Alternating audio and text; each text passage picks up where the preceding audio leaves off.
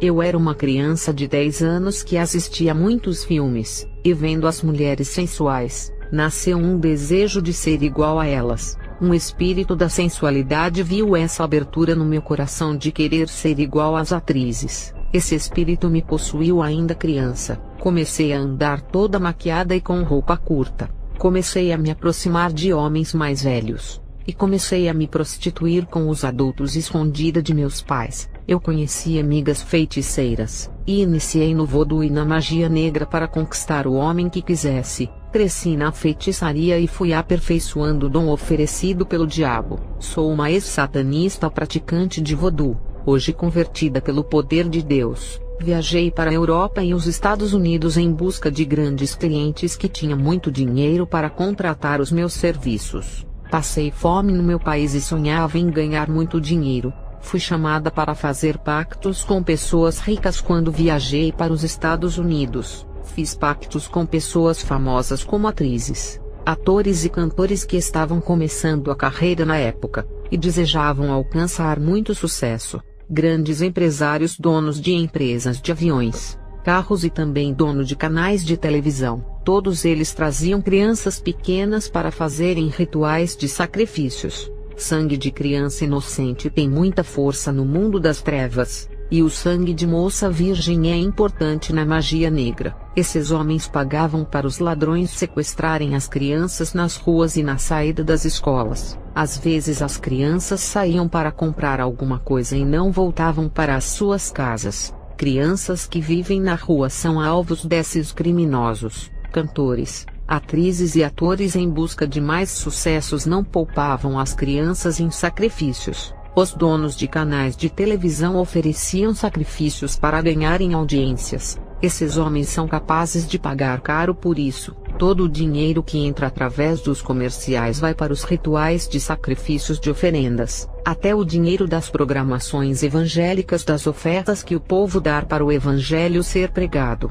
Os donos das emissoras gastam muito dinheiro com os sacrifícios. Eu falo para todos os pastores evangélicos que dão dinheiro para manter as suas programações na televisão. Estejam conscientes todos vocês que esses dinheiros das suas programações vão para o altar negro. Eu já recebi esses dinheiros dos donos das emissoras. O pastor dava milhões de dólares para sua programação não sair do ar. Depois, parte desse dinheiro era para o ritual no altar que fica perto da torre de transmissão. Uma casa reservada somente para sacrifícios, modelos de passarelas, dançarinas de programas de TV, grupos de danças. Todos esses ofereciam as suas almas a Satanás para terem sucesso, fama e dinheiro. Eu fui mediadora de todos os pactos na época. Ganhei muito dinheiro fazendo pactos de sangue em rituais para a fama. Quando o demônio incorporava em mim, eu tirava o sangue das pessoas para realizar os pactos.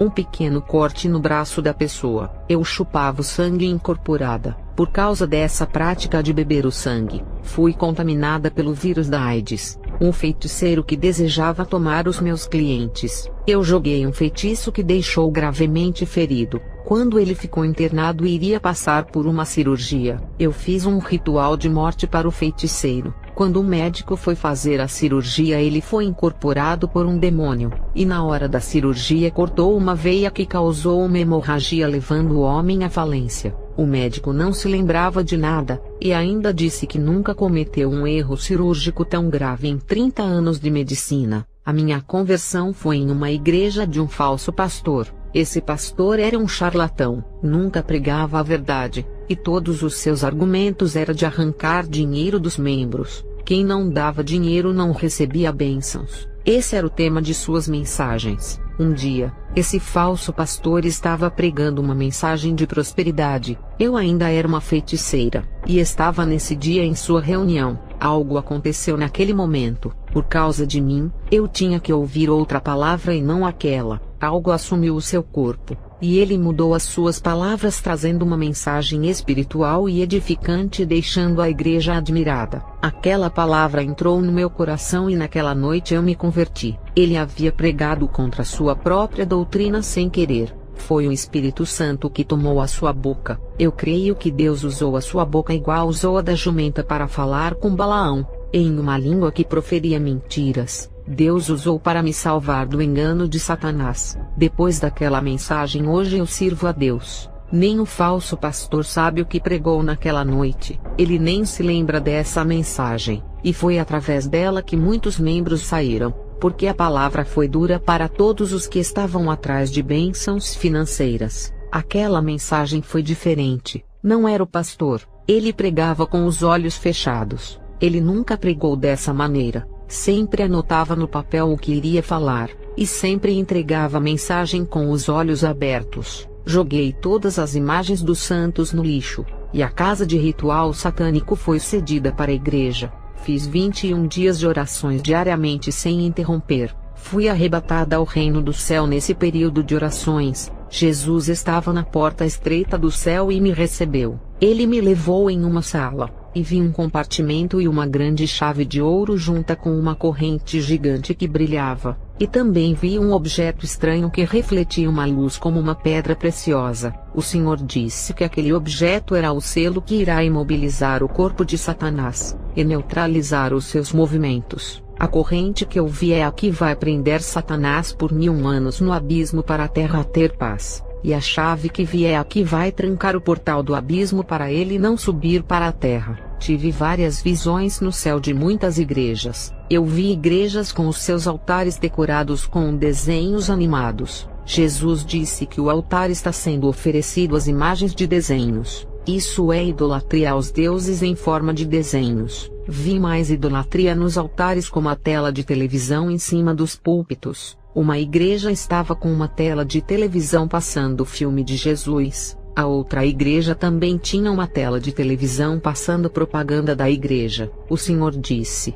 esses são altares dos demônios erguidos nos púlpitos. O anjo me levou até a minha igreja, e foram reveladas coisas terríveis. Obreiros solteiros desejando mulheres casadas. O pecado da cobiça estava aflorando dentro da minha igreja. Cristãos casados traindo as suas esposas em oculto. Casais adulterando e traindo seu cônjuge. Todos esses casais congregavam comigo. A juventude da minha igreja estava em fornicação com pessoas que não servem a Jesus e não congregavam conosco. A esposa do pastor também era desejada pelos membros, e o próprio pastor sentia um desejo ardente por uma moça solteira. Quando passei as revelações para a minha igreja, fui expulsa e desmembrada dela. O anjo me revelou que as Bíblias iriam ser tiradas aos poucos das editoras, dando lugar para as Bíblias de estudos dos falsos profetas e os seus livros. O governo estabelecerá leis que são contrárias à palavra de Deus, como o casamento homossexual. Se a igreja não cumprir essas leis, serão fechadas. As igrejas serão obrigadas a fazerem casamentos do mesmo sexo.